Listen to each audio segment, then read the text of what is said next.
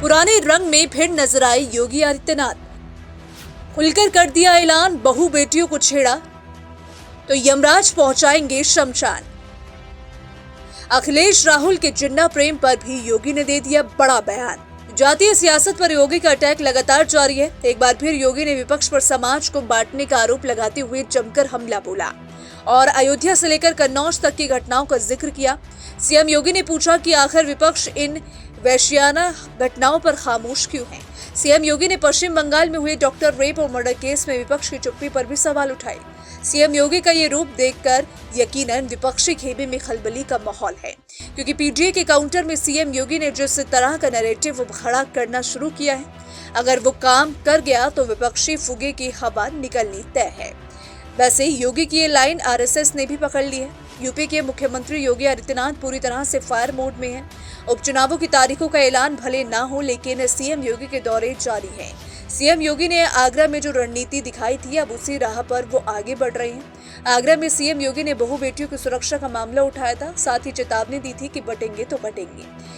योगी का इशारा साफ था कि जाति की राजनीति से सबसे ज्यादा नुकसान हिंदुत्व को होगा, लिहाजा योगी ने आह्वान किया कि एक बनो और नेक बनो। अब उसी सिलसिले को आगे बढ़ाते हुए योगी ने कन्नौज में सपा समेत पूरे विपक्ष को जमकर धोया और कहा कि सपा कांग्रेस के अंदर जिन्ना की आत्मा घुस गई है। समाजवादी पार्टी के मुखिया को क्या बेटी की सुरक्षा पर कुछ बोलने का अधिकार है? क्या इनको बोलने का अधिकार है? कितनी बेशर्मी के साथ ये लोग वक्तव्य देते हैं। कोलकाता में एक महिला चिकित्सक के साथ जो कुछ घटना घटित हुई, पूरा देश स्तब्ध है, लेकिन बेशर्मी के साथ समाजवादी पार्टी के मुखिया के द्वारा उन गरीबों का समर्थन किया जाता है। अयोध्या में एक निषाद बेटी के साथ जो कुछ घटना घटित हुई समाजवादी पार्टी के पदाधिकारी के द्वारा, कन्नौज में जो कुछ हुआ, ये सब घटनाएं बेबताती हैं कि कांग्रेस हो या समाजवादी पार्टी, इनके अंदर बहनों भाइयों, इनके अंदर लगता है जिन्ना की आत्मा घुस गई है। दरअसल लोकसभा चुनाव में समाजवादी पार्टी ने एमवाई समीकरण को छोड़ पीटीए का दाव खेला था। साथ ही जातिगत जनगणना संविधान खतरे में है और आरक्षण खत्म कर देने जैसी अफवाहें खूब फैलाई थी। इसका नतीजा हुआ कि हिंदू पट्टी में बीजेपी को तगड़ा नुकसान झेलना पड़ा। वैसे अगर बात करें विपक्ष के इस नैरेटिव का, यूपी और कुछ हद तक बिहार में भी असर हुआ। बीजेपी ने 7 राज्यों में क्लीन स्वीप किया और कुल 240 सीटों पर जीत दर्ज की। बीजेपी बहुमत के आंकड़े 272 से पीछे रही, लेकिन एनडीए को बहुमत मिला।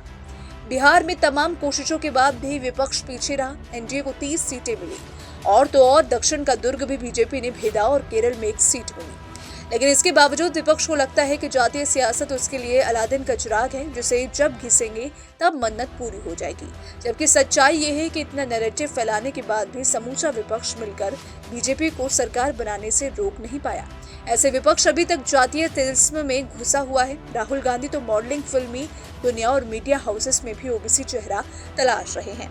ऐसे में सीएम योगी की रणनीति साफ है कि अपने कड़े फैसलों से ही जातीय एजेंडों की हवा निकालेंगे।